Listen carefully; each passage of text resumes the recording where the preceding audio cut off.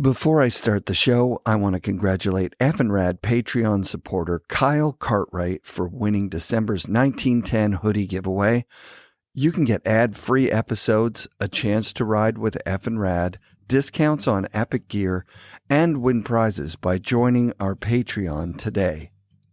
The FNRad Snowboard Podcast is presented by Skyview Campers. This game-changing tiny home camper is built by Never Summer in Denver, Colorado. Inspired by Frank Lloyd Wright's architecture, these 12-foot lightweight campers at just 1,500 pounds are a masterpiece in design. Enjoy sleeping like royalty under the stars on a true queen-size mattress with a moonroof in your secure home-like bedroom surrounded by ample ventilation and shades for privacy. Stay cozy with a propane heating system and enjoy well-lit interiors powered by rooftop solar panels. And when it's time to cook, ingenious exterior countertops include a sink and a double-burner stove, all under a giant batwing awning. Skyview Campers, redefining adventure. Visit skyviewcampers.com to start your journey today. Wired Snowboards offers quality hand-built custom snowboards built and tested in the coastal mountains. Wired has built me several one-of-a-kind boards that have stood up to my daily shred habit. In fact, my first Wired Chase is still my go-to POW board after 7 seasons.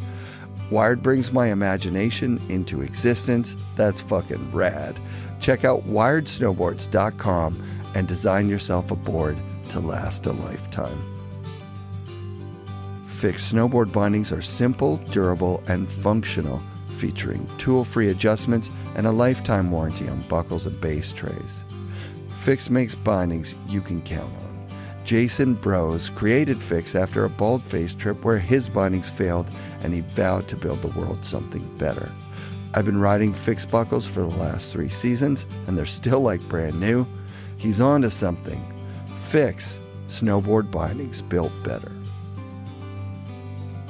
Ripcurl Outerwear is designed to search further in the snow, offering strength, durability, and all-around performance. Whether you're venturing into the backcountry or on the resort, Ripcurl Outerwear's got you covered. With a team that includes Chris Rasman and DCP, you can be confident that Ripcurl prides itself on creating jackets and pants with technical features that will keep you comfortable on your search. For over 35 years, the Boardroom Snowboard Shop has been Vancouver's premier snowboard shop. Check out the Boardroom's unmatched selection of snowboards, bindings, boots, outerwear, and everything you need to shred.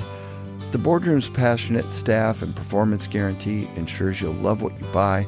And remember, the Boardroom ships to anywhere in North America, so go to boardroomshop.com or visit their stores in Vancouver and North Van.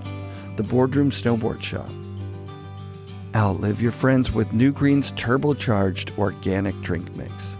NewGreens is a great tasting 100% organic vibrant green juice mix, and they include sprouted seeds that leave the food in its most natural, healthful raw state for fast digestion and maximum health.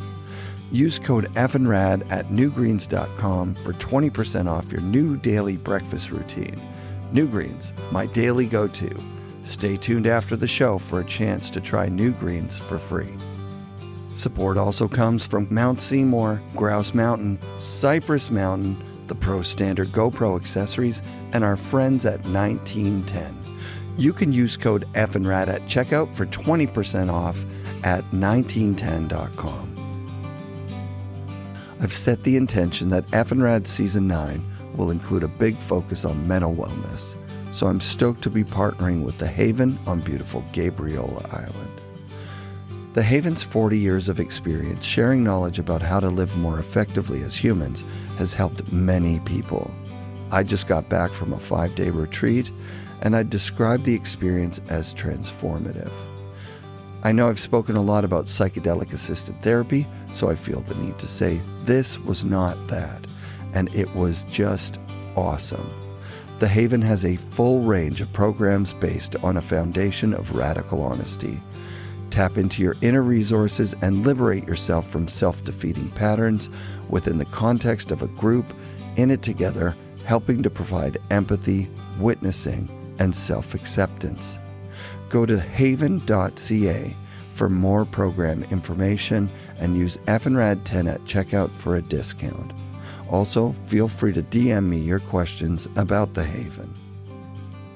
I'm stoked to report that by putting energy out into the world, listener Carl Montoya heard how much I'd love to go to Baldface. Oh, wow. We'll get you in there, you know. We'll figure it out. Yeah. I'll ask the listeners of the show. It is expensive. There's no doubt about it. And it's really hard to get in because it's an awesome experience. When you have your little window to get to a cat or heli spot, usually you're like, this really works. And you keep rebooking it and getting in there. So when his buddy Travis Snoop realized he couldn't make it to Nelson, Carl reached out to see if I wanted to go. And I went. A very special Baldface edit will be live soon, so watch for that. Thanks, Carl. Estelle Pensiero is a pro snowboarder for Arbor Snowboards. She's also sponsored by Volcom, DB Bags, and Backcountry Access. Estelle's a shining example of the young generation of pro snowboarders. Growing up in Nelson, riding whitewater and Baldface, Estelle gravitated to riding like Jamie Lynn, who's a part of the Baldface family, and spent her childhood chasing the best snowboarders in the world through the Selkirks, which helped her become a world-traveling, business-savvy backcountry slayer. Estelle's riding has been featured in Volcom movies, most recently Newfangled Phenomenons, where she shreds Tahoe with Pat Moore, Brian Iguchi, and Kevin Jones. I'm so stoked to bring you this interview with Estelle Pensiero. Learn to Ride, I think it's called. Yeah, Burton Learn to Ride. Yeah, it was my board. It was my sister's board. She signed her name. Penny Pensiero. Aw. I think it's been the first board of a lot of people in Nelson. Yeah, we passed that one around. Should hang it on the wall. Yeah, that's definitely a board hanger. Did we start already? We've started, so we'll use some of that. What was the first memory that you have of snowboarding? Because you were probably snowboarding before you even remember. Getting to go out in the cat for the first time at the lodge was like really special for me. And once my dad was like, yeah, you can, you know, whatever, fend for yourself, kind of like designate a friend that's in the cat, like, yo, will you look after Estelle? And just like feeling so good about myself. Like, yo, look at me. I'm like up here with all these guys and they're like my friends. And I just felt so special. Oh, that's amazing. It's the best feeling. Yeah, yeah. So you've become a pretty celebrated freestyle snowboarder. You could say, maybe. I'm working on it. I could say it for sure. Okay. Yeah, your style is really good. Perfect. Thank you. And your trick selection is awesome. But you're coming from this place where it's this soulful, you know, soul laps. People come from all over the world to basically turn on the snow a lot of the time. Yeah. Do you think that you caught that bug because, where did that come from? Like, I guess you're just riding natural terrain and you're trying tricks in natural terrain. Yeah. You mean where did the love of riding or where did the drive to do like trick-based, like almost competitive snowboarding, right? Like you're at the point where you can compete. Yeah, I was thinking about that. It's like there's always a lot, like pretty black and white, like you're snowboarding competitively or you're snowboarding in the backcountry. Right. And there's like, I don't know, if you're snowboarding in the backcountry, it seems that you've already done your competition part of your career, or you're like, you've learned your talent in the park and then you've taken it to the backcountry. And I think I've had a unique start to my career just by starting it out in the backcountry, first of all, which is pretty special. And yeah, I would say it's not competitive for me. That's like soulful aspect of snowboarding that you're talking about. That's like really comes out in Baldface is kind of just like, maybe that is where my drive comes from. Like, that's why I love to snowboard. And it kind of isn't like, I'm not learning tricks so I can compete or so I can film the best video part. It's just like, the more you love snowboarding, the more drive you have to get better. And that's kind of like the best part about snowboarding, like working hard for something and then learning a trick or whatever. Like, it feels good. And that's like where my soulful snowboarding comes from. That's so fun. So you, where do you even go from there? How often do you get to ride in the cat? Like, As much as I can. When I was younger, I was in school. So I graduated from school like 3 years ago, maybe high school. Yep. And then since I've graduated, I've spent more time traveling. But whenever I'm not traveling, I'm for sure at the lodge. And I wanted to be more involved in like the working side. So I got my guiding certificates. Oh, wow. Some of them. Wait, hold on. Really? Yeah, I'm on this path still, but I've gotten like the basic ones to try and be like, I really have a passion for the backcountry. And I'm not always sure if I just want to spend as much time in the mountains as I can. So snowboarding is working out for now. Yeah. But in the background, it's nice to have like this guiding aspect. So I took my first aid, I took my first guiding or like my first professional course. So this winter, I'm hoping to just like get out instead of just like as a guest, as a guide a bit. So can you guide on your snowboard? Can you do all these courses on snowboards now? Yeah, it's kind of like becoming more and more common. It's still super skier based and like most of the people in the courses are skiers and it's like, of course there's all these like stereotypes about what it is to be a guide. And the organizations that are running the courses are pretty like ski guide, Canadian ski guide and stuff like this. Is like pretty skier based, but they're inclusive and they're stoked. Yeah. It's just like, I don't know. Do you have to ski and snowboard? Or are there still parts of it that you have to do on skis? Everything can be done on a snowboard. So when Craig was the very first person to ever challenge, like, look, I want to do this on a snowboard. Yeah. And he had to learn how to ski in a week to pass a test. That's crazy. Isn't that nuts? Yeah, that I'm so glad they're more judged inclusive. him on skis. And he barely made it because... Well, props to him for making it on skis. It's not, well, it's like you put your work in, but it's not super easy to do it even on a snowboard. Like, I can't imagine having like that extra added thing on top. And even the judgment, like the stigma around being a snowboard guide is becoming less and less, especially with Baldface. Like, super grateful to my dad for building this community where like most of the guides are snowboards. It's like totally flipping the switch, which is awesome. Yeah, like, the experience is crazy. Have you ever gone to any other lodges? That's a good question. I've been to CMH in the summer. Yep. And other than that, I've been to like huts and stuff. There's like a lot of huts around BC that they're all touring and stuff. Yeah, touring huts. Yeah, and I've never been to another like mechanized place. Heli skiing at Estelle and stuff, which is for sure all skiers and stuff. Yeah. But I'm always in a group of snowboarders, which is kind of cool. Yeah. It's actually really cool. That's what I'm in this day and age, like for me to be coming up into the industry as someone who's like, I always in the backcountry, it used to always be like, I'm sure for Craig and for my dad and these guys, it was like, you're the one snowboarder and a big pack of skiers and your guides are skiers and they're stopping on like with a big uphill, like just pull up the uphill and everyone's like, good one. But we're like, now here I am and I can be like, even a guide, a snowboard guide is like, it's awesome that those guys kind of like did the hard work. So now I get to ride in a group of snowboarders. Pioneered it. Yeah. It's so incredible. It's awesome for all of us. Yeah. And pretty lucky to reap the rewards of their hard work. Yeah. Your dad was the original snowboard lodge. Yeah. That's why it's so unique. I'm sure there's other ones around the world now that are catering more. Yeah. But he was the first. Yeah. Which is so sick. It's cool how he found a way to do it without being exclusive. Like, you don't want to be like Alta or Deer Valley or saying like, oh, we don't want skiers to come to Baldface. It's a snowboard lodge. But like by hiring guides that are snowboarders and supporting them too, like whatever. So you see some potential in a snowboarder, you're like, yeah, we'll pay for you to go to guiding school or whatever. So how close do you get? Like, how much does it feel like family people that work at the lodge? Like someone like Kevin Sansalone or I'm trying to think of other bald-faced people like Jamie and Deanie. Yeah, and, for sure. Like, these guys are always family. Yeah. Like there's some people who have been working at the like me. I was just born with like 100 uncles and aunts. Like everyone's just like in my life, all around you all the time. Yeah, for sure. And the people working there are like half of the culture, and then the people coming through are also half of the culture. And there's like the people who have been working there my whole life. For sure, they're like part of my family.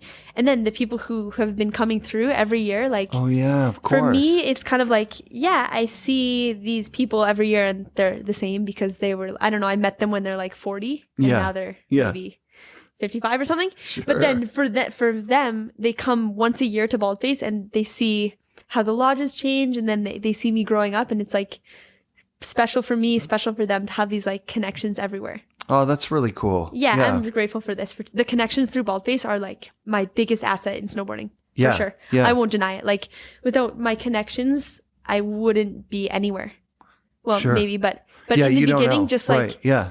it's one of the most important things, I think. Right. Being well connected is something I'm so grateful for, and like I'd never want to take it for granted. So in the background, is there, because you were fairly vulnerable when you first came in, like if I know myself, I'm self-conscious about a lot of things. Yeah. And when I think about someone like Jess Camira, who wanted her talent to show no matter what. So she distanced herself from like dating snowboarders. She didn't want anybody to be. This. Yeah. So like, do you feel sometimes like, oh no, people are going to think that the only reason I'm you're hitting the nail right on the head. That happens. Yeah. It's like, I like to talk about it, but I don't talk about it that much. But in my internal thought process, it's like front and center all the time. Like, I know that I kind of come up in this really privileged way, which is like, I'm so grateful for it, but I can see how people would be jealous maybe, or skeptical about why I've been given all the things I have been given. Like, I'm so lucky to be where I'm at, but it's not because of my talent. Right. And it even if it is because of my talent, I wouldn't have the talent I have without the opportunities. Like, even the reason why people start their careers in the park and in the resort is because it's accessible. And just to say that like you're a backcountry rider when you're 20 years old is privilege in itself. Like the backcountry is not an accessible place, and that I've just been given it to me is like, all I can do is take the opportunities and like remember to stay thankful and take advantage of them. Yeah, because there's a lot of people that would be in your position that would want nothing to do with it. So like, yeah, I've thought about it, but you can, if you're given opportunities and like somebody, this is like super random and maybe a bit vulnerable, but like a while ago, somebody's been sending me messages on Instagram like, you don't deserve anything you have. You need to learn how to work. You need to go get a job.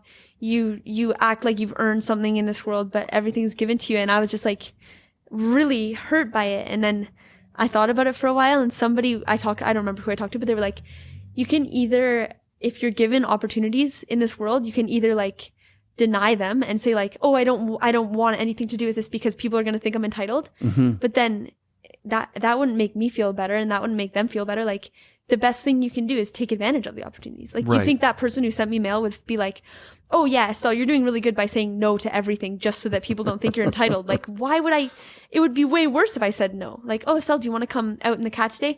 No, I would rather just sit in the lodge because people might think I'm entitled. I would rather like hit a rail in front of the lodge because that's what is accessible to everyone. Or not do anything because people are going to think the only reason that I even hit the rail is because my dad started bald face. I'm so glad you said this. It's such a...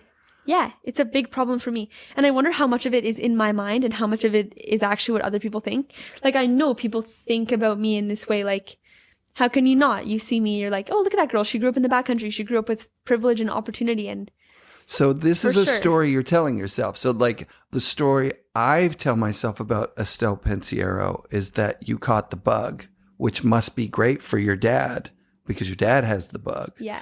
That it has nothing to do with, oh, she's this way because of her circumstances. Yeah. I'm like, how lucky for him. His daughter does the thing that he loves to do. So that opens up Holy Bowly. That opens up traveling to Japan and riding POW with your daughter. So I offered to my children, the first board we had was a 109. So it was, they were still small. Mm-hmm.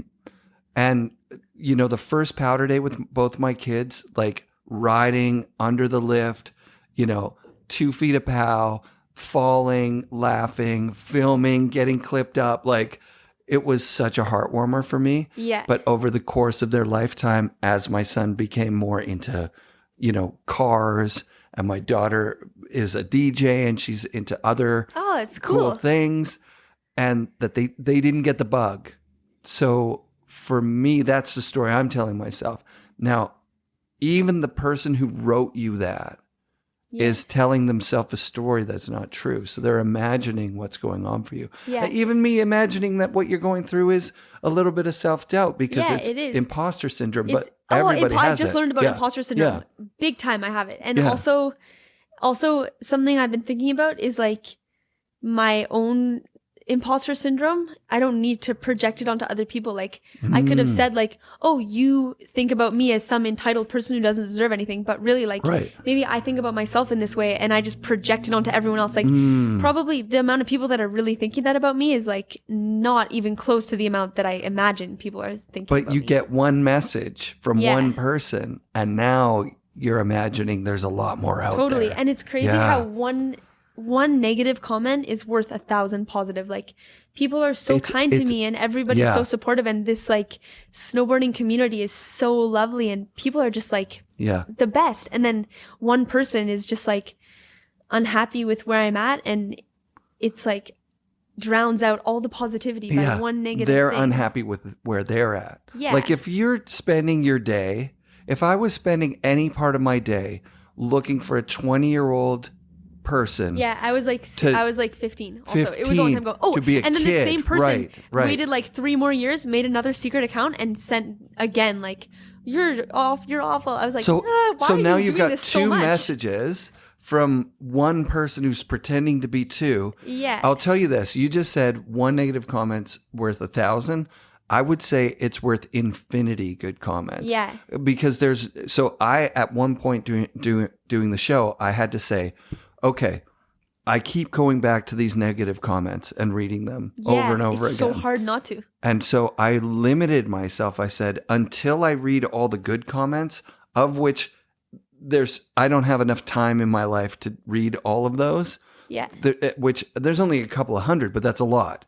That is a lot. So I and start also, looking that's at good. them. A couple hundred people are super stoked on what you're doing. Right, exactly. So I'm reading those.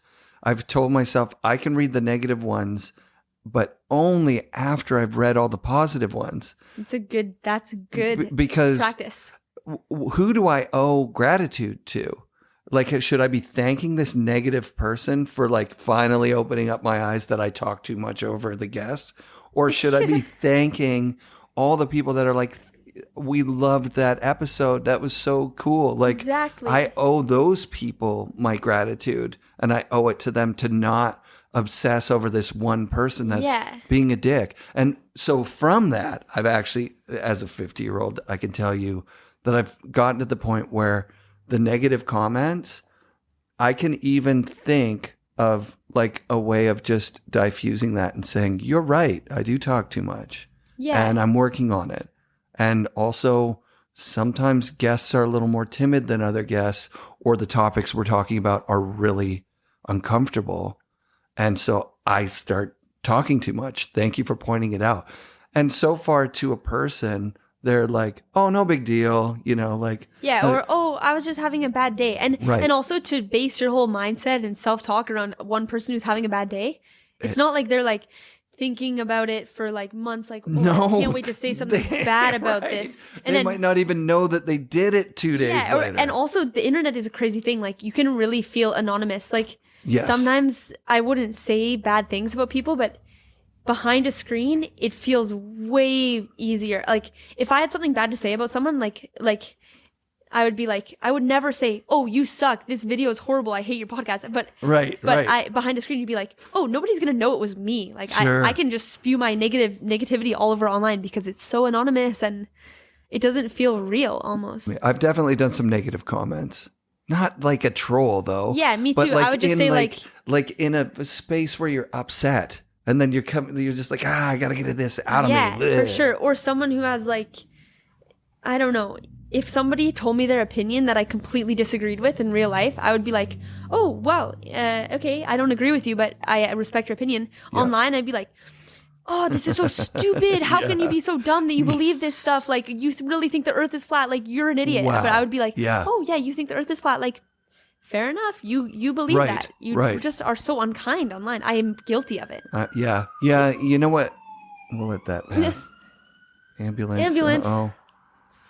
One of the things about, because social media is naturally divisive. That's what it's doing. Yeah. Not because somebody's like, we should divide everybody, but because it's like, we need to get engagement. And in order to get engagement, so much content we got to support. Yeah, we got to put out something that catches people's attention. And what catches your attention is like Nicholas Mueller saying that the Queen's eating babies, Something right? extreme, You're like, oh my God, yeah. that guy is off his nut. But really, he's the nicest dude. Yeah, he might be a victim to this, like, algorithm is crazy. I was listening to a podcast recently about, like, the YouTube algorithm, how it will show you, like, at first it was just you watch a video and the suggested videos are just like random. And then it was like you watch a video and all the suggested videos are related to the first one you saw.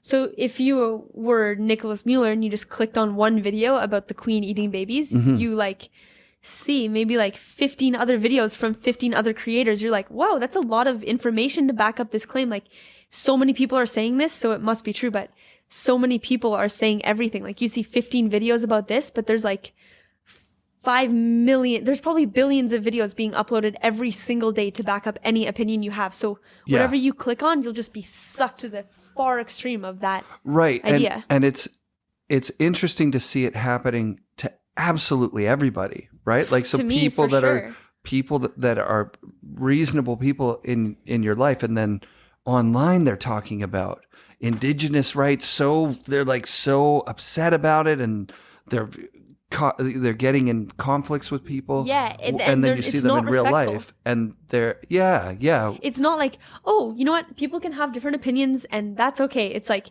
you don't agree with me, you're a monster, because and you're it's the a worst radical person opinion. ever. Right, Yeah. and that's what social media is getting more traction towards. So there's a whole bunch of social media that's very, very positive. That's very inspiring and fun, and like seeing. I'm thinking of a post of you. What trick did you do? Was it a back 7 or something? It was not a back 7 if it was me. Really? I never did a back 7 in my life. Was it a cab 5? Would it have been a 5? Where was it? Probably not. It was off a pretty big jump, and it was really good style. And a bunch of the cool in the girls. park? It was not me. No, it wasn't in the park. It might have been in a backcountry hit or something. I don't know. I'll have to. Oh, you know what? I'm You'll have sorry. to see. It probably you know wasn't who me. it was? I'm not doing back 7s. It was one of the Pelchak girls that did a 7. It was Juliet. It was Juliet with the 7. That was in the like backcountry. yeah, in the Oh my backcountry. gosh, she's And best. like, is I that know- not I like know the clip. incredible? Oh Like, my God. sorry, I'm mixing you up with her, but that style was like But we can talk about Juliet. unbelievable, right? Yeah. Like unbelievable. But I bet She's you so now she's your amazing. friend. Now ask her, hey, like, do you ever worry that people think that your success is because your dad owns now and Yeah. is friends with the yes people? For sure. And I bet she does, because it's just a natural way to live in the world. Yeah, and look at Juliet. Like, who would see that clip of her and say, like, me and you see that clip, and here we are talking about it's incredible, the style's so good, she's so amazing, and then Puts it down just perfect. yeah, and then somebody online would just look for something negative to say. Right. How- Oh, because you're dead, or something, right? And some people, anytime they see someone succeeding, they just want to So you're exposed to demerit that. their success a bit. So you just came back from a cool session with your, and we don't have to divulge what you guys are talking about. We there. can divulge. Okay, I'll tell. I just came back from therapy, which I love therapy. I was like a bit skeptical at first. I don't know. In my generation, there's not so much stigma about going to therapy, but Sure. like in the past, for sure, like, oh, why are you going to therapy? What's wrong with you? But like, you go to the doctor for a checkup on your body, make sure everything's going well. You go to the gym, you exercise, like, you want to make sure your mind is doing well too. And I went into therapy for the first time, like, I don't really know what to talk about. And it was just like, then like, boom, the session's over. You like, there's always something to talk about. Totally. Always room for improvement. Yep. Yeah. That's and fun. This time I kind of wanted to talk about my mindset going into the season, because I've been riding a bit and getting like super frustrated that I'm not at where I want to be with my stuff yet. Like, I want to really be like on it when the season starts, like getting frustrated too easily, feeling competitive, feeling self-conscious and all this stuff. So we like talked about it a bit and it was good. Yeah. Yeah. Did they give you some techniques, some help? Yeah. Okay. Can I check my phone? Because I wrote. Yeah. Bring it. This is cool. And my takeaways about snowboarding was I kind of talked about the competitive. I'm not like a super. Sorry, one sec. Yeah, it's all good. I'm not a super competitive person, but Right. in snowboarding, there's always a bit of like, I don't know what it is with me. Like, of course, I'm happy to see other people succeeding, but when I see other people succeeding, there's a bit of like, why am I not succeeding? Like, Interesting. almost jealousy, which I feel terrible. Like, I don't even want to say this. It's just like, No, that's vulnerable. what kind That's of person cool. feels like jealous when they see their friends succeeding? You should be happy. But anyways, she told me that the people that I feel most competitive about and the most jealous, I don't know, the people that I feel most threatened almost by, Sure. I should support them the most, because if you can learn to support these people, they will support you back and you won't feel bad about it. And like the people that I can think of is like, there's this one girl who named Irie Smith. You maybe know her. She's from Whistler, and she's like the most supportive person ever. And she's like kind of doing the same thing as me. She's working to get her guiding certificates. She's spending a lot of time in the backcountry, and she is so supportive. And I don't feel competitive towards her at all. Cool. And the people that I do feel competitive towards are maybe the people that aren't as supportive. Mm-hmm. So I was like, oh, well, maybe I need to just support people more. That's a great idea. So that's my new practice. Supporting them. If I start to feel competitive or jealous, I want to like reach out and be like, you're doing so good. And Yeah. it will take the bad feelings away. I've heard a few people talk on this. Peter Line, who put together the forum team, which is obviously before your time. But a forum, I know. Epic team. He basically was looking for people that he was jealous of to put on the team, So sick. right? Because he It's knew hard. like this feeling I get watching these kids Yeah. is like jealous competitive. Yeah.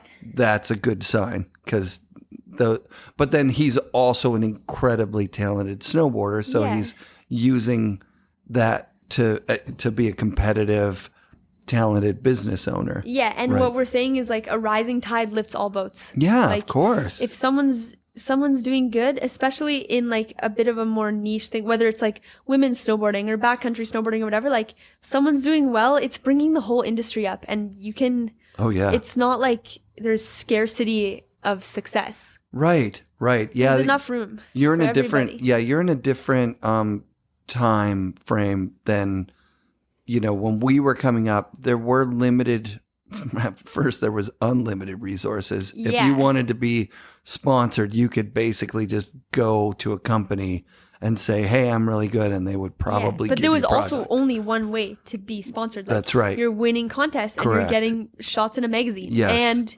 no other way you're going to get sponsored. No Like, other way. You're right. not filming parts. Right. You're not filming backcountry parts. Like it's pretty linear. And now Right. it's really like you can be a total influencer and not even ride that much, and still people are watching you and That's some you're getting crazy the word stuff. out there. That's crazy stuff, right? Like Yeah. influencers and just the image of snowboarding. Like I see some people doing it really well. There's this Casey Willax guy. I really like what he's doing. But he's doing a lot of the things I don't like. Yeah. Like, board reviews are like, hey, you want to learn how to do 540s? Here's a couple for of sure. tricks. But the way he does it is really cool. Like, and he's giving back to the community. He's like, I want to make some money so that I can bring more people snowboarding. Like, cool. It's cool. But then there's influencers just for influence sake that I'm Yeah. like, But the other good man, thing that's about scary.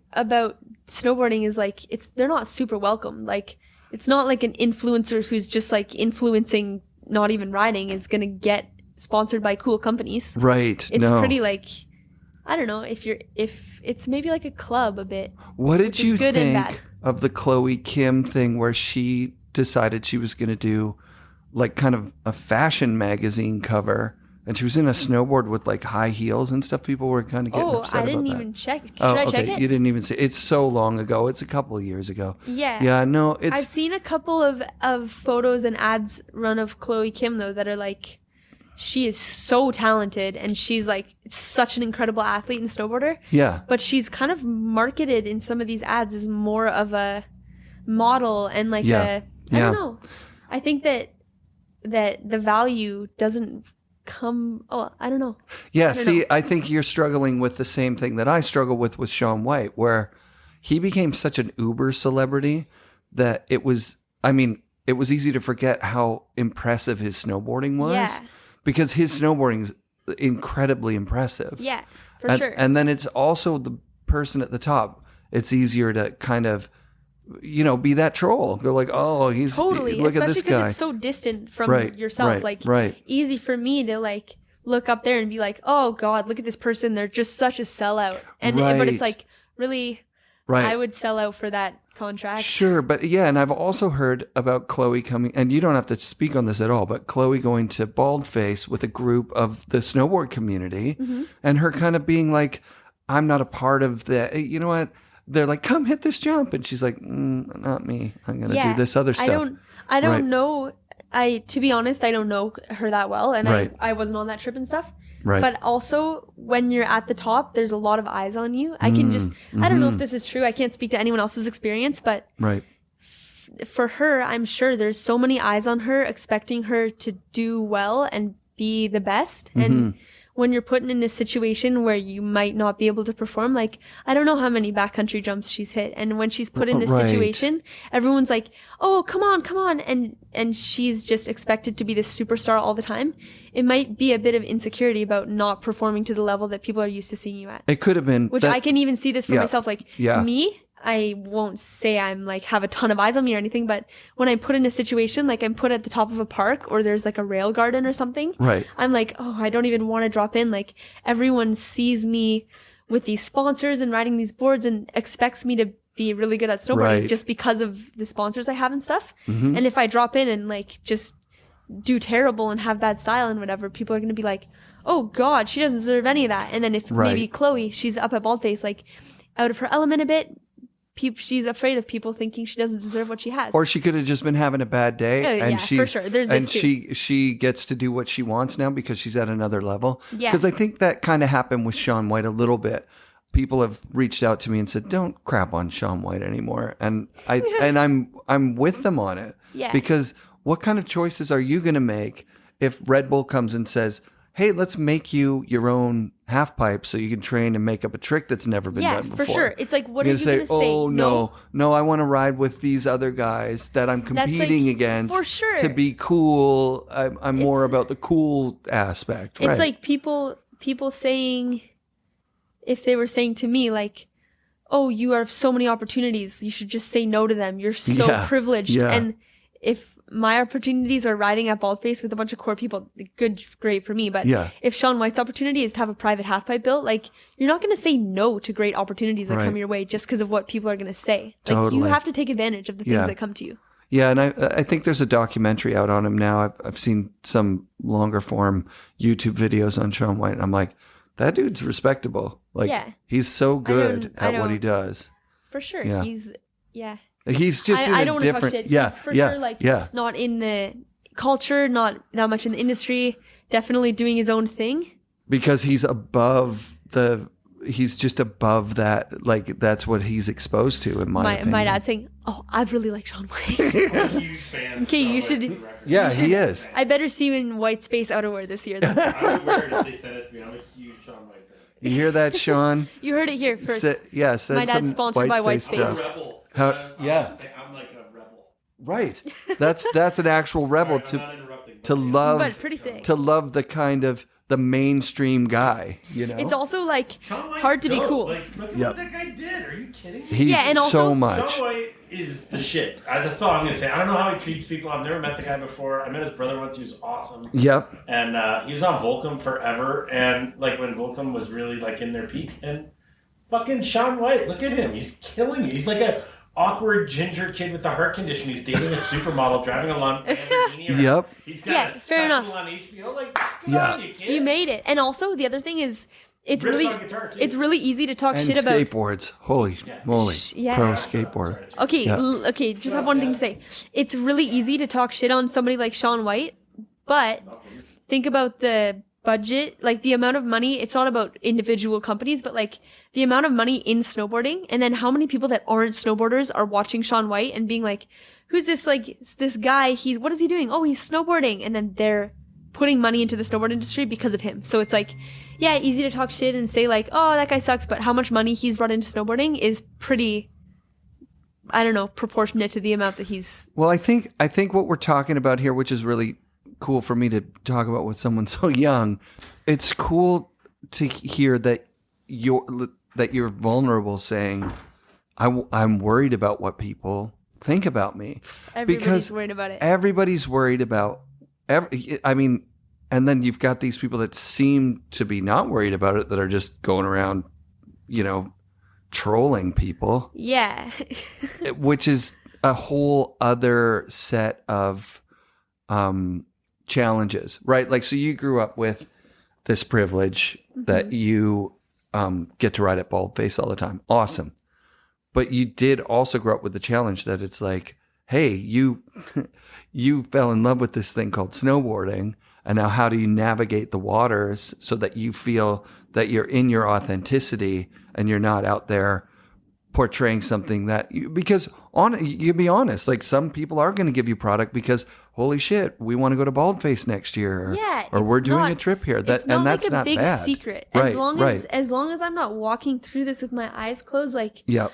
Oh, everybody wants to sponsor me because I'm such an incredible athlete and I'm surely gonna win the Olympics in my lifetime. Like, it's not on the table for me. Right. But as I think that for sure, at least it's a start, people would maybe sponsor me because they don't have to pay for my seat on their photo shoot at Baldface. And then cool, sure. And then sure, that's great, but I could just go on that trip and then just whatever, that happened. Or you can like really talk to people and try to make another trip happen, and then all of a sudden you're not at Baldface anymore. Here you are on a trip to like Europe or something. Make yourself valuable, right? For sure. I think that's a theme through the show with snowboarders from the 90s and 2000s was trying to figure out what your worth was, what your value was, what the job was of being a pro snowboarder, because there were some guys that just showed up and wreaked havoc, that broke things and got drunk and caused mayhem. Yeah. And there were some people that took it very seriously, that wanted to win the contest because they thought, okay, well, I've got to be there to win the contest. And then everyone in between, where they're like, I can get some shots. Like, let's go out with a pro photographer early, get the first track shots. And that's a value. Yeah. You know what I mean? There's so many different ways to be a snowboarder. There's no outline. Maybe there used to be, but not even. Like, you could party, you could compete, there's so many ways, and there's so many different ways to find value in yourself. Like, whether it's as an influencer, or I feel like being a snowboarder is like, those pie charts, there's like a circle, and you're either like incredible athlete, wins all the competitions, or you're like incredible athlete, but you're not like amazing, but you're really good at Instagram. You're whatever, athletic, Instagram, good at interviews, and you're really good at relating to your sponsors. Like, you always send your invoice on time, you're always showing up to photo shoots. Like, there's a lot of different ways to fill up the pie, but as long as it's full, you're a good asset to any company. Right. One of the guys that you have access to that did it in one of the most successful ways I've ever seen it is Kevin Sansalone. Yeah. I want to have him on the show so bad. I love him so much, and I followed his career in real time because he was like a North Shore guy. Yeah. And I worked on the North Shore. And he was very, very cool to me, which I think when you're in that position, you can be cold. And there were lots of people, I'm not going to call them out, but there were definitely like Olympic level riders who, when I would fan out and be like, oh, wow, cool, you're at my local mountain, let's ride. And they'd be like, ice you out or whatever. Yeah, for Sansalone was the opposite. He was just available, hilarious, and That's such really, a big really part fun. of it. Yeah.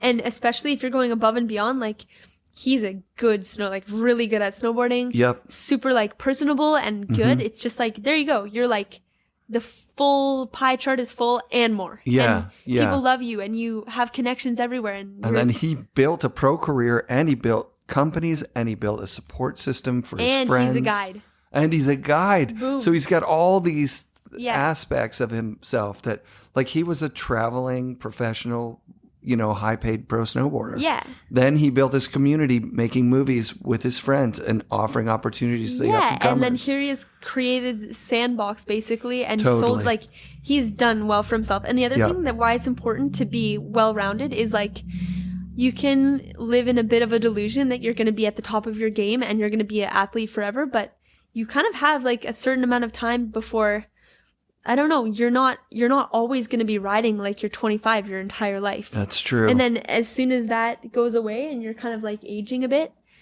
if you've only ever filled up your marketability with being an athlete, you're like, once you're not an athlete, what are you? You're nothing. There's so many Which is people that's a bit harsh to say, but you're not nothing. But not nothing, but people deal with it, and the post-career stress of having to work in a job where now you're not even a celebrity, you're the new guy. That sucks. Yeah, for sure. And if I look at the people who I see that are older in the snowboard industry and they're still successful, it's people like Jamie or something, who's an artist and a snowboarder and putting himself out there in 1910. Like, he's an anomaly. Yeah. And he's a Shaun White level talent that chose a different path, chose an authentic. Yeah, and he's still super talented. But if as the talent declines, he has so many other different aspects of himself that are like, people still want to know what he's up to, and they're engaged, and he's interesting. He's interesting. Super. Have you had him on the podcast? I've had him on a few times. Yeah. So cool. He's one of my favorite people. Yeah. Like, for me, I'm like your dad. I grew up that he was just another level of human being. And he lived that life. Like, he authentically lived that life, whether it's on his motorcycle or painting or traveling around doing what he's done. Designing boots for Vans for so long and just he's snowboarding so well.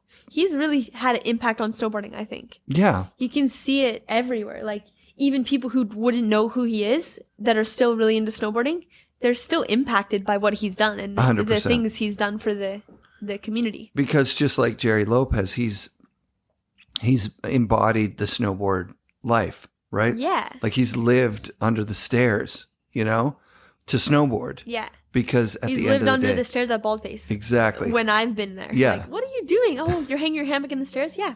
You do it. Because, he authentically loves the snowboarding so much. Yeah. And the community and the lifestyle and getting to hang with all those people. Like, you see them light up when he's around, right? Like, I would say he's one of the most authentic people I know. And that his authentic self is someone who loves snowboarding just makes it that much more special. Now here's a cool thing that you can do as well. And it's just an old man giving you young Let's hear it. kid advice. Talk to Jamie about when he felt like an imposter, because he did. Yeah. He has.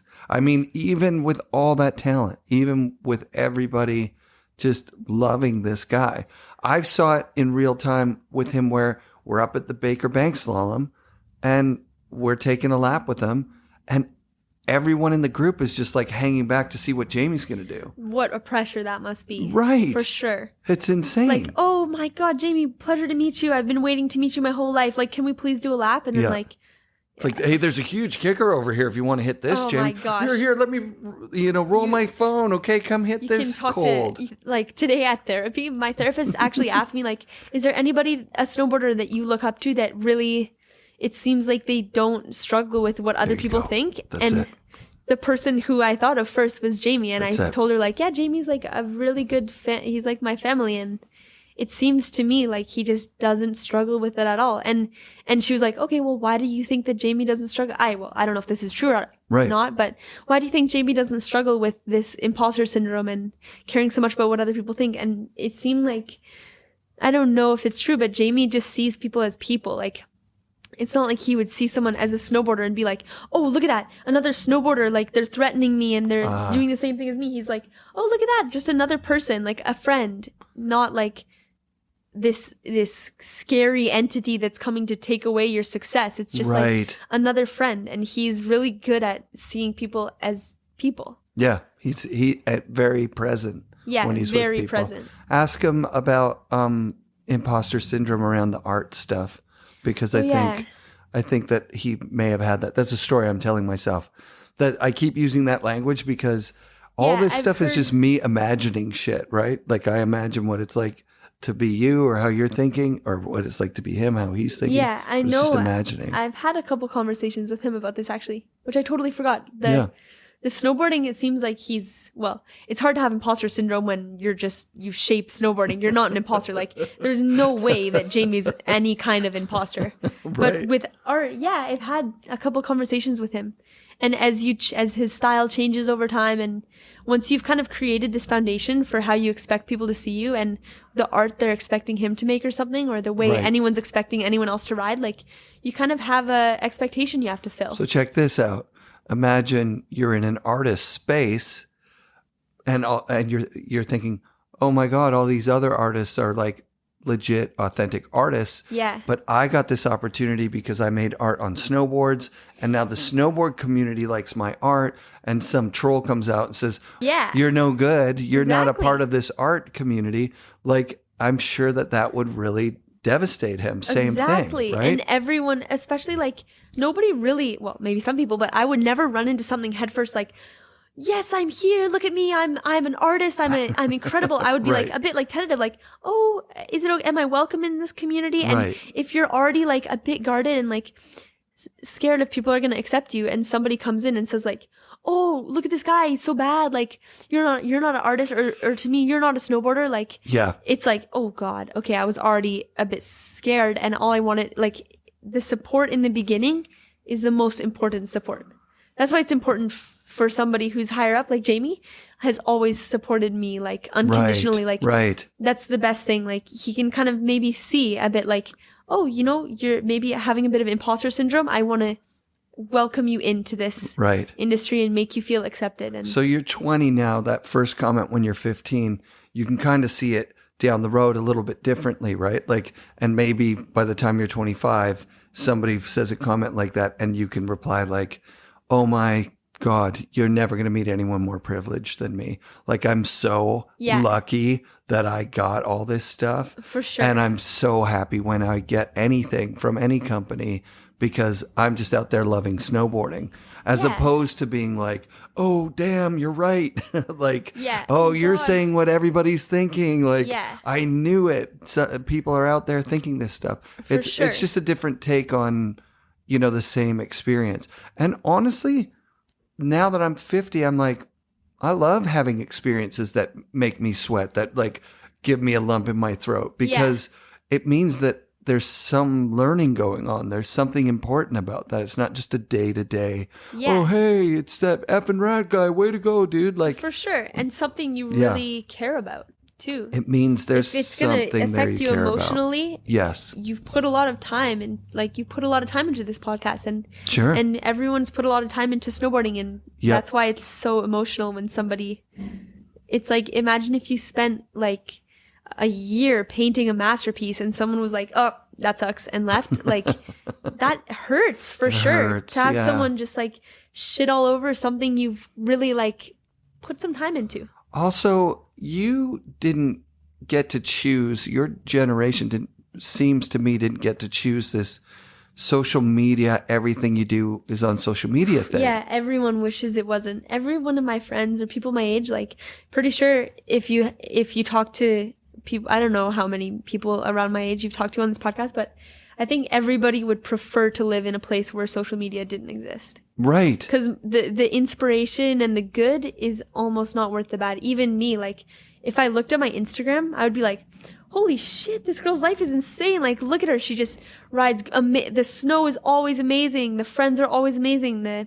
Everything is always great. But what kind of person's going to post like, and if you are the person posting like, hey, everyone, I'm actually doing really bad. Let me write you 10 paragraphs about how bad I'm doing. It's like, oh, God, it's a bit of a downer. And I don't know. and you don't know what to do, because it's Yeah, like, you're like, oh my God, what am that I going to comment? yeah, like, I'm yeah. there for you. It's just Right. like, Right. it's like, wow, it's or it's like unusual to see someone posting their bad moments as well as their good moments on Instagram. So every part of it is weird, because you see the good moments, you get like, are they really that good? And you see the good bad moments, you're like, oh, oh, that person's life is so Right, good. Why am right. I not riding excellent Right. snow all the time? Right. Right. And you see someone posting the bad moments, you're like, ooh, stop oversharing. But in reality, yeah, you're like, mute. yeah, in reality, you're like, it's a bit refreshing for sure, but also Right. like oversharing the good, oversharing the bad. It's just like, we have to do it as a snowboarder now almost. Sure. But It was nice growing up. Like when I was your age, nobody had a cell phone. I don't bet. think they really existed. There was no social media until I had kids and I was older. Yeah. And so you only became a kind of celebrity snowboarder in very, very specific conditions. Yeah. You were in like a great movie. And there I was think only you a had to couple. have way more opportunities too. Like you had to have the opportunity to get in front of a camera.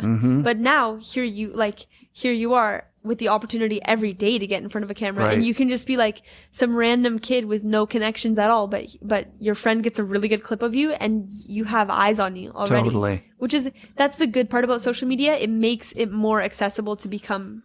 It's dumbed it down though too. It's made it so that the stuff that the top tier guys are putting out a lot of the time is better than, baseline, but it's not the craziest, gnarliest thing that's ever happened. And we're flooded with so much content every day that it's like somebody could put like their entire season into like an edit that you would see an ad for it on Instagram, and you're like, oh, nice, next, oh, next. Yeah. And it doesn't get the time and appreciation it used to. There's for so sure. much of it. That's why, is that there's so much of it. Right. And then our feeds are personal. Whereas before you got a snowboard movie and there was some ads at the front, and you're like, oh, maybe I'll buy some stuff from those guys because that's cool. And then when you were talking with your friends about it, you all saw the same movie.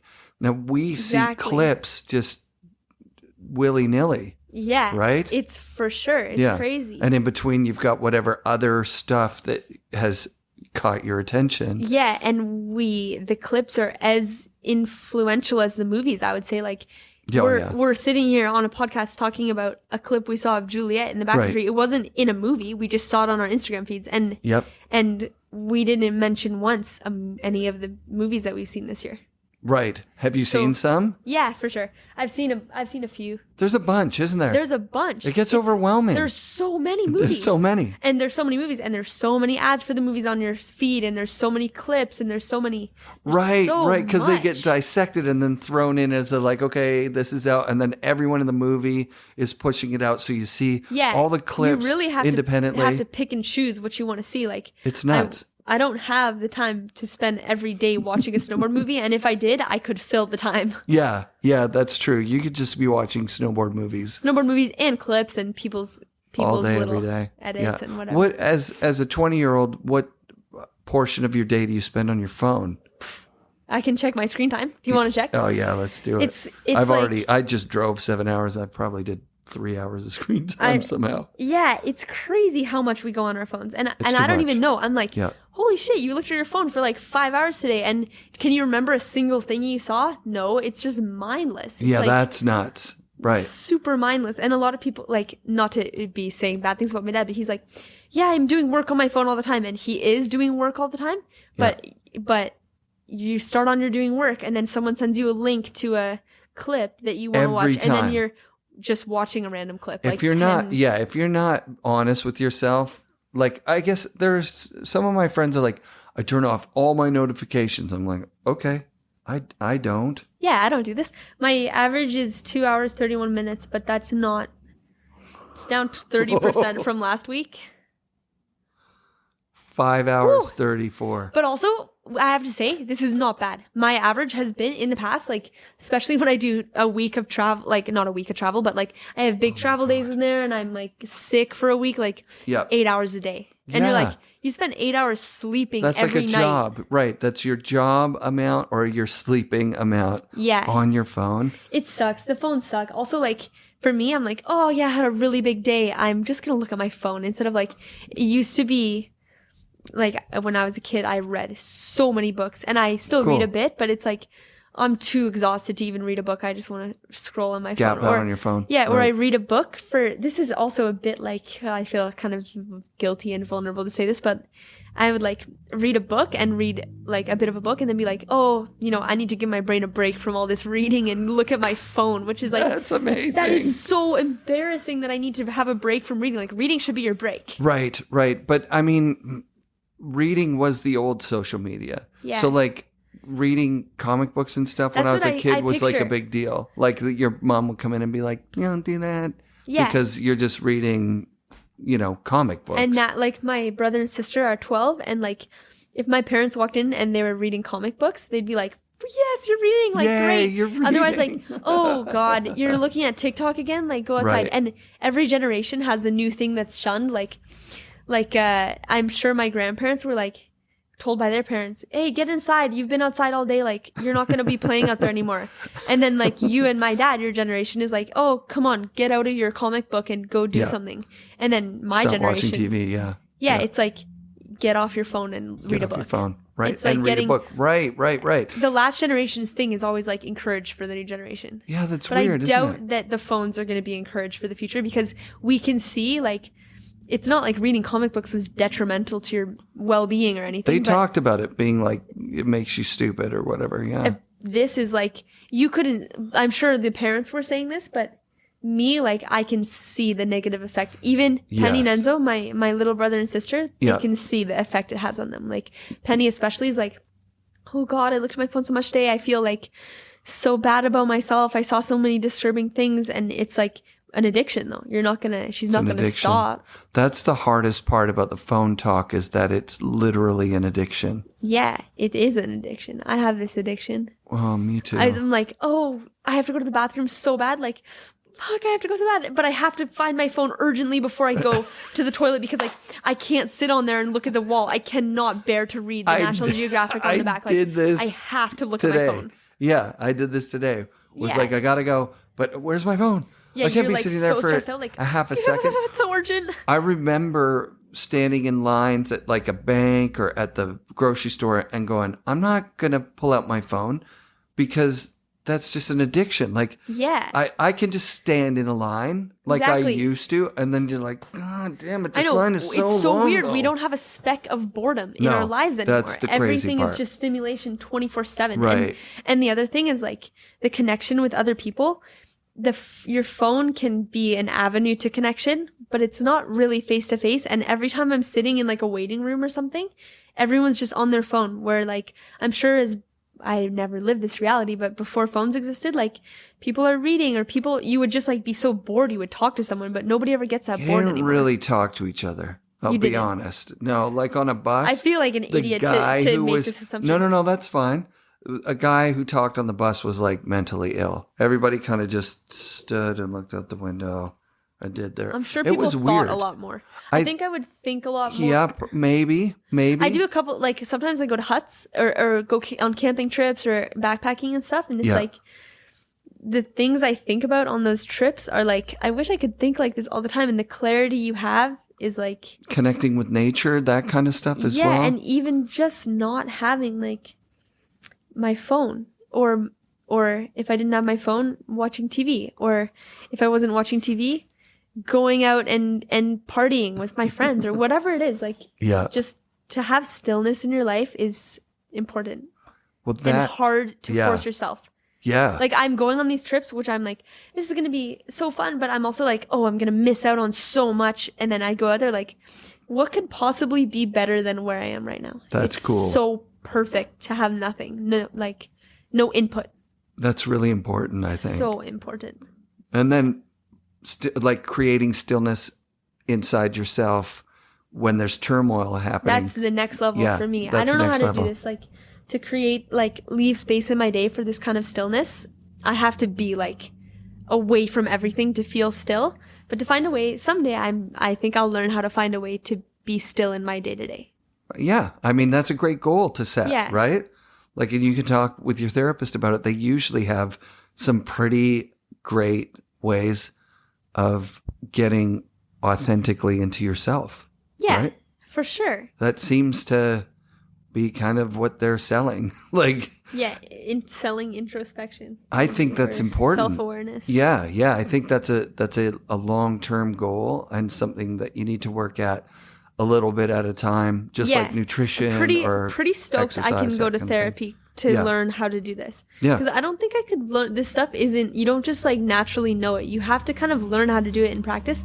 And also, sucks that therapy is so expensive. Oh, It's insane. It's I nuts. have extended health benefits because of my parents, Yep. but I'm off when I'm 25. Yikes. Aye. And if I didn't have that, I would never go to therapy. Right. And therapy helps me so much. I think everyone should go, but it's hard for me to say like, yeah, everyone should just go to therapy. It's kind of like me saying like, everybody should just snowboard. It feels so great, but like, it's really inaccessible. And also for me, who's like, I'm not going to say like, I'm so awesome and I have no mental health problems. Like everybody struggles, but for somebody who's really struggling and like feels like they don't have any support, like my family, my friends are supportive, but somebody who feels alone and they really need to go to therapy, you can't go unless you're financially in that place. I got offered BetterHelp as a sponsor. Oh yeah, and so I've heard about them. Yeah, they gave me 6 weeks or 6 months free or something, a long time. And so you can do like phone help. You get, it's awesome. It's pretty great. Did you do it? I did it for, maybe it was a 3-month period. And at the end, I was like, okay, yeah, I should have this as a sponsor. And then I heard how much it is. And I was like, are you kidding me? Really? So they don't sponsor the show? No. I was like, Oh, I gosh, can't, it sucks. I just can't put that on other people and say like, hey, this is really great, because it's hard to promote things that so aren't accessible. Expensive. It's so inaccessible, right? Yeah, for sure. Yeah. That sucks. I think maybe that's one of the reasons why there's like a foundational reason why there's kind of stigma around going to therapy and stuff, like because in Canada at least our medical expenses are covered, and why is your physical health so much more important than your mental health if the government won't pay for it? Like if the government cares so much about the well-being of the citizens that it will, oh yeah, for sure, we'll pay for your doctor visit, we'll pay for your physio, your rehab, whatever it is, like your physical rehab, like why wouldn't you support them in that same way mentally? Because I think it's just as important. Yeah, no, they're not separate.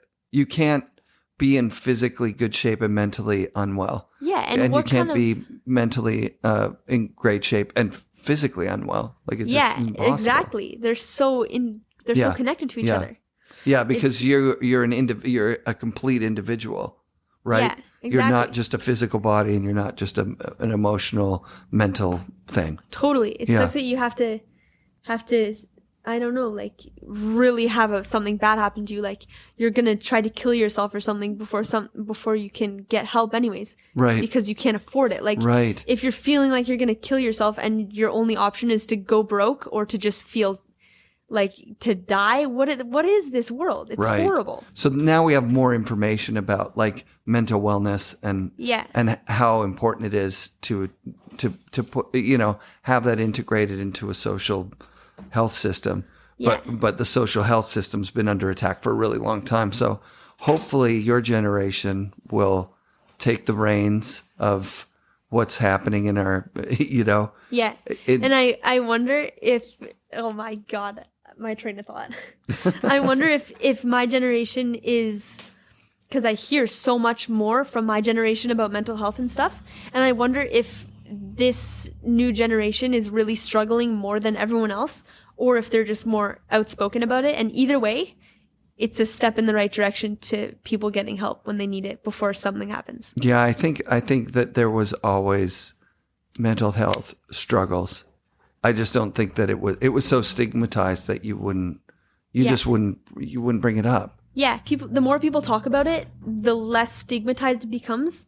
But also the more I think this is kind of an unpopular opinion, but I see so much about people talking about their mental health on social media that I think people are kind of like self-diagnosing, and it's almost like, oh, you don't struggle, like, well, you're not relatable and you're not deep. Right. And so people are kind of like, I'm really depressed, like I really need like all this support, and then I would really feel bad and be like, oh, I don't want to say anything because everyone's just going to think I'm asking for attention. Right.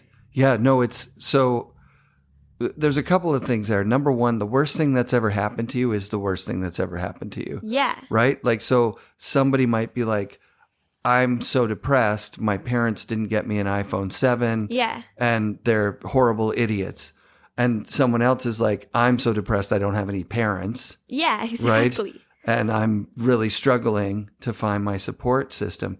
And but also we can't demerit the person whose feelings are depression of not getting their new iPhone, because that's just like perpetuating people getting imposter syndrome. Like, look at you, you're not like, even to me, like, look at you, you're going to therapy and you don't even have anything wrong with you. Like, look at you, nothing bad ever happened to you. You live this perfect life. And Right. here you are complaining, finding something to complain about. And you're like, oh God, I'm never going to complain again. Like, Right. yeah, the worst thing that's happened to you is the worst thing that's happened to you. That's And it. Yeah. it's all a scale. It's difficult. Your generation is fascinating to me. You're exactly my son's age, actually.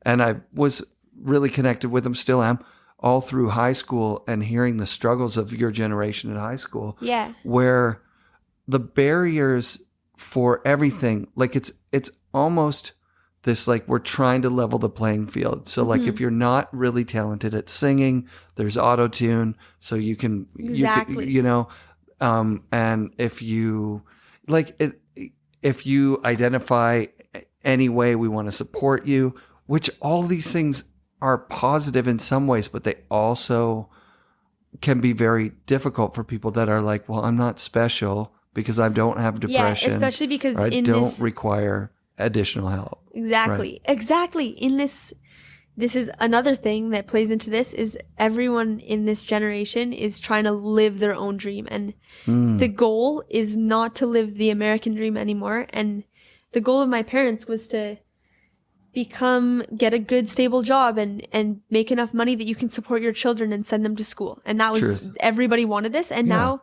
the goal, and what's even being pushed a bit, is like, you have to live your own dream and you have to figure out what your passion is and follow it to the end of the road and be a unicorn. And then when somebody's just like, oh, well, I don't know what I want, you're just like, okay, well, you're just a normie. Right.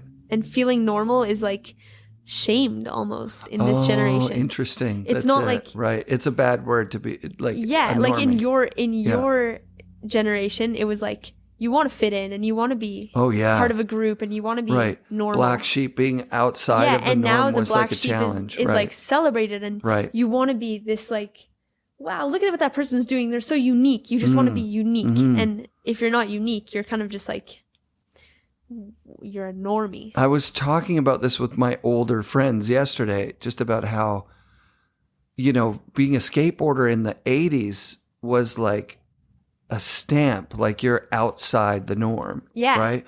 Which on some level was scary, but on another level, it gave you this closeness with this community that was really, really cool. Yeah, super cool. It felt really cool. But now, you just articulated it better than I did yesterday.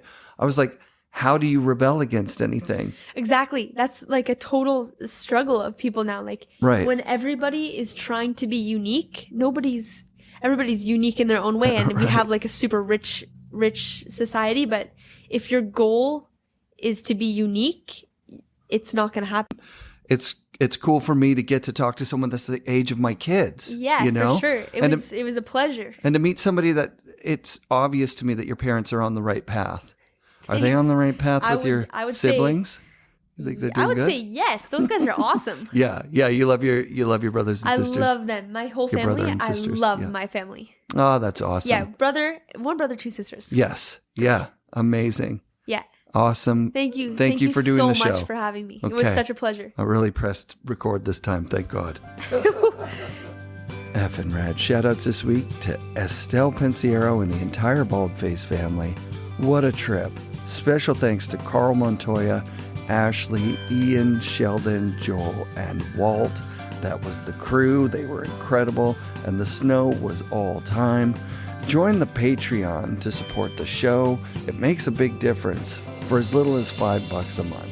And if you want to try NewGreens for free, simply tag NewGreens on any FNRad post, and we'll get you those greens. Also, we're giving away 1910 hoodies every month of this season, so tag 1910 in any FNRad post for a chance to win.